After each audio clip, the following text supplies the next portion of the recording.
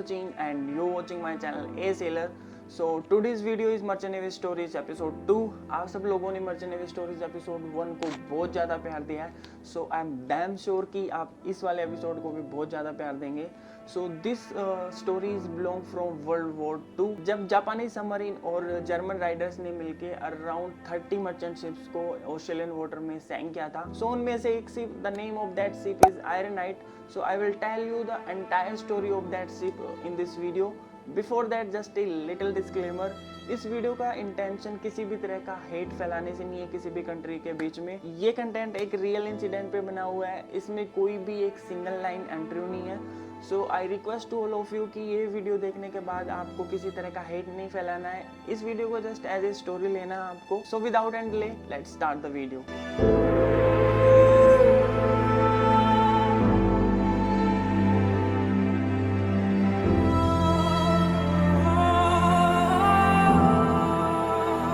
So guys, बात है 8 फरवरी 1943 की, जब iron night Viola south Australia से न्यूकैसल जा रहा था.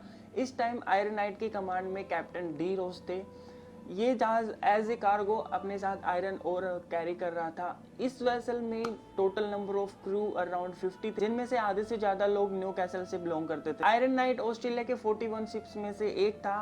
एज यू नो, 1943 से 1945 के बीच में चल रहे वर्ल्ड वॉर 2 के अंदर आयरन नाइट पानी के अंदर चला गया था. आयरन नाइट एक दिन चलते चलते 9 फरवरी 1943 को मोन्टांग के साउथ ईस्ट कोस्ट के पास से गुजर रहा था.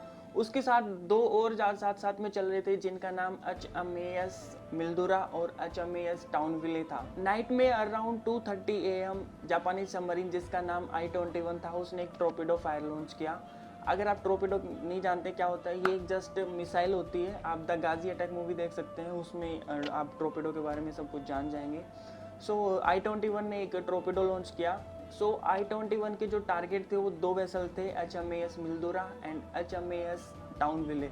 बट बाय मिस्टेकली उन दोनों जहाज़ों के नीचे से जाता हुआ टॉर्पेडो फायर तीसरे जहाज जो आयरन नाइट था उससे टकरा गया. टॉर्पेडो फायर होने के बाद Ernest Johnston one was the store keeper at Iron Knight was in bunk. उसने शिप सैडर को फेल्ड किया. जब उसने उठकर देखा तो पूरा जहाज ट्रैवल्ड हो रहा था. जहाज की लाइटनिंग जंपिंग कर रही थी बिकॉज ऑफ द लिस्टिंग मतलब जब आपका जहाज पूरा एक तरफ झुक जाता है. उसके बाद वो वहां से भागा और बंकर स्टेशन से होते हुए लाइफबोट डेक पे पहुंच गया. उस टाइम तक शिप बहुत ज्यादा लिस्ट हो चुका था. In that panic situation boson was crying. Boson ने चिल्लाते चिल्लाते बोट बॉयज को बोला कि जहाज और भी ज्यादा लिस्ट होता जा रहा है एंड बाय नोज एड वो बहुत ज्यादा डाउन होता जा रहा है. इस टाइम तक शिप का प्रोपेलर भी पानी से बहुत ऊपर आ गया था, जो कि रन कर रहा था एंड जहाज के लिए कुछ भी इफेक्टिव नहीं था.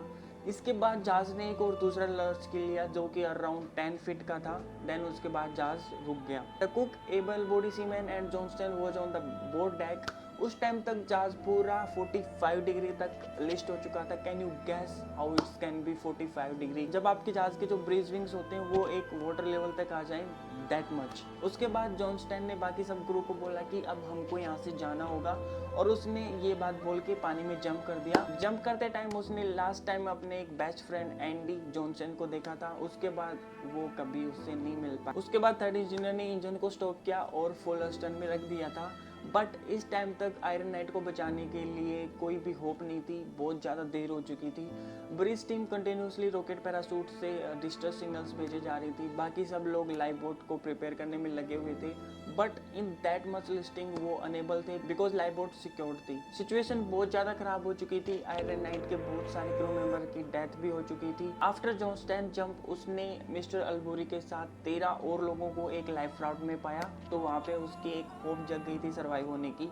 उसके बाद मिस्टर अल्बोरी ने जॉनस्टन को अपने साथ लाइफ राफ्ट में लिया और वो थोड़ी दूरी पे निकल गए, क्योंकि जब जहाज सिंक होता है, जब जहाज डूबता है तो वो अपने आसपास की चीज़ों को भी अपने साथ लेके चला जाता है. मिस्टर जॉनस्टन और उसके साथ 13 लोगों ने आयरन नाइट को पानी में डूबते हुए अपनी आंखों से देखा. वो अपने 36 क्रू मेंबर की जान गंवा चुके थे, जो कि आधे से ज़्यादा न्यूकैसल से बिलोंग करते थे. उसके बाद आयरन नाइट 36 क्रू मेंबर के साथ पानी में जाना स्टार्ट हो गया था और उसके बाद 2 से 3 मिनट के अंदर जहाज पूरा डूब गया था. ये सीन उन लोगों के लिए किसी हॉलीवुड मूवी के सीन से कम नहीं था. उसके बाद ओपन सी में जॉनस्टन के साथ और 13 लोग बच गए थे लाइफ राफ्ट में. वो एक होप जगा रहे थे कि कोई भी उनको बचाने के लिए, कोई भी उनको रेस्क्यू करने के लिए आए. लेकिन नेक्स्ट 10 आवर्स तक वहाँ पे कोई भी हेल्प के लिए नहीं आया। आफ्टर 10 आवर्स फ्रेंच डिस्ट्रॉयर जो कि एक सिडनी के द्वारा भेजा गया था, वो उनको रेस्क्यू करने के लिए आया। 1943 से लेकर 1945 तक चल रही इस वॉर में आयरन नाइट को मिलाकर उसके साथ साथ में नेवल शिप्स को भी सिंक किया गया था। आयरन नाइट को और नेवल शिप्स को मिलाकर इस वॉर में अराउंड 1550 सेलर्स की डेथ हुई थी और जिनमें से 100 सेलर्स जख्मी हुए थे। All killed 36 crew member in iron night were from the new castle. इस वर्ल्ड वॉर की ये सबसे बड़ी ट्रेजेडी थी with only 14 survivors. New castle के लोगों के पास आज भी आयरन नाइट के साथ मजबूत ऐतिहासिक लिंक है। न्यू कैसल वास्तव में एक सेलर्स का टाउन है। अगर आप आज भी न्यू कैसल में जाते हैं तो आपको आयरन नाइट और I-21 का मॉडल उनके न्यू कैसल मैरीटाइम सेंटर में आपको मिल जाएगा। न्यू कैसल में इस फॉरगेटन वॉर के लिए जो इस एनिवर्सरी को ज्वाइन करता है उनको फ्री पास दिए जाते हैं, जो कि वर्ल्ड वॉर 2 के दौरान ऑस्ट्रेलिया की हेल्प के लिए ऑस्ट्रेलियन डिफेंस ने जो रोल प्ले किया था उसको रिकॉर्ड करता है। जब लोग अक्सर वॉर की बातें करते हैं तो मर्चेंट सेलर्स को बुला दिया जाता है, ओनली डिफेंस सेलर्स की बातें होती हैं। जब वॉर होता है तो हर एक कंट्री अपने डिफेंस सेलर्स को आगे करती है, डिफेंस नेवी को आगे करती है। लेकिन उस वॉर के अंदर बाय मिस्टेकली जो मर्चेंट सेलर्स मारे जाते हैं उनका क्या, उनको तो कभी आगे लाया नहीं जाता, उनको कभी कुछ रिस्पेक्ट दी नहीं जाती। सेम लाइक अगर आपने द गाजी अटैक मूवी देखी है, नहीं देखी है तो मैं आपको रिकमेंड करना चाहूँगा इस वीडियो के लिए। अगर आप वो देखते हो, उसमें भी एक टॉर्पेडो फायर होता है मर्चेंट शिप पे, उसमें से सिर्फ एक वाइफ बचती है, कैप्टन की वाइफ, और एक उसका बेबी रहता है। वो उनको सर्वाइव करके सबमरीन में ले आते हैं। लेकिन जो लोग मर गए उनका क्या, उनको कभी रिस्पेक्ट नहीं दी गई।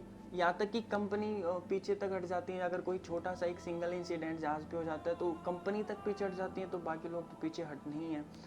तो मैं सिर्फ ये कहना चाहता हूँ कि जो मर्चेंट सेलर्स हैं उनको कभी किसी तरह से प्रमोट नहीं किया जाता। अगर आप देखोगे तो टीवी पे आपको प्लेन क्रैश की, बॉर्डर पे क्या हो रहा है, कहाँ क्या हो रहा है, सब न्यूज़ आपको मिल जाएंगे। लेकिन मर्चेंट नेवी की न्यूज़ आपको कहाँ पे कोई इंसिडेंट हुआ है, कोई शिप सिंक हुआ है, कोई और कुछ इंसिडेंट हुआ है, वो आपको मर्चेंट नेवी के बारे में कभी नहीं मिलेगी। कभी आपको एक सिंगल न्यूज़ नहीं मिलेगी मर्चेंट नेवी की। तो लोग कैसे मर्चेंट सेलर्स के बारे में जानेंगे। यहाँ तक कि सबसे बड़ा जो इस वर्ल्ड के अंदर में रोल प्ले कर रहा है, जो इकोनॉमी चला रहा है वर्ल्ड की, नॉट ए सिंगल कंट्री की, वर्ल्ड की, वो सेलर्स ही चला रहे हैं। अगर एक इंडियन सेलर बाहर जाके दूसरी फॉरेन कंपनी में काम कर रहा है, लेकिन इंपोर्ट एक्सपोर्टिंग में वो उस कंट्री की इकोनॉमी को चला रहा है, वो वहाँ पे काम आ रहा है। सेम लाइक हर एक कंट्री का हर एक सेलर जहाँ पे भी मर्चेंट नेवी में काम कर रहा है, हर एक सिंगल कंट्री की इकोनॉमी को बढ़ा रहे हैं। सो मर्चेंट सेलर्स एक ऐसी चीज़ है जो एंटायर वर्ल्ड के लिए काम करती है, लेकिन रिस्पेक्ट के नाम पे जीरो। वहाँ पे उनको कुछ नहीं मिलता, एक सिंगल कार्ड नहीं दिया जाता उनको कि ये आपकी आइडेंटिटी है कि आप एक सेलर हो। तो मेरी एक आप सबसे यही रिक्वेस्ट है कि रिस्पेक्ट ऑफ योर सेलर। आपका भाई, आपका बहन, आपका फादर, आपकी मदर, अगर कोई भी मर्चेंट नेवी में है तो रिस्पेक्ट करो उनकी, they really deserve it. And उनको भी बहुत ज़्यादा खुशी होगी अगर आप उनकी रिस्पेक्ट कर रहे हो तो। लेकिन जो यूट्यूबर बने हुए हैं मर्चेंट नेवी के जो सेलर्स हैं, वो हमेशा मर्चेंट नेवी को ट्राई करते हैं कि लोगों तक पहुंचाने के लिए कि हम लोगों को भी कोई जाने। तो हम भी वही ट्राई कर रहे हैं कि आप लोगों तक हमारी एक लाइफ के बारे में पता चले कि आपको क्या होती है, कैसे लोग 9-9 महीने तक, 10-10 महीने तक अपनी फैमिली से दूर रहते हैं। अगर पब्लिक फिगर में एक बार मर्चेंट नेवी आ गई तो शायद कुछ हो सकता है। तो thank you for watching this video. अगर आपको पसंद आई तो लाइक कर देना, शेयर कर देना, एंड कुछ ही सब्सक्राइबर हमारे बचे 1K कंप्लीट होने में, तो रेड कलर के बटन पे टैप भी कर देना। इससे आपको भी फ़ायदा है, मेरे को भी फ़ायदा है, मेरे को एक होप मिलती है अगली वीडियो बनाने के लिए, ताकि अच्छा से अच्छा कंटेंट एक आगे वाली वीडियो में आपके लिए लेके आऊँ जो कि आपके लिए हेल्पफुल रहे। आपको कोई भी डाउट है related to the merchant navy, you can directly message me on Instagram. And again, thank you so much for watching this video. Happy sailing, born voice, Jai Mata Di।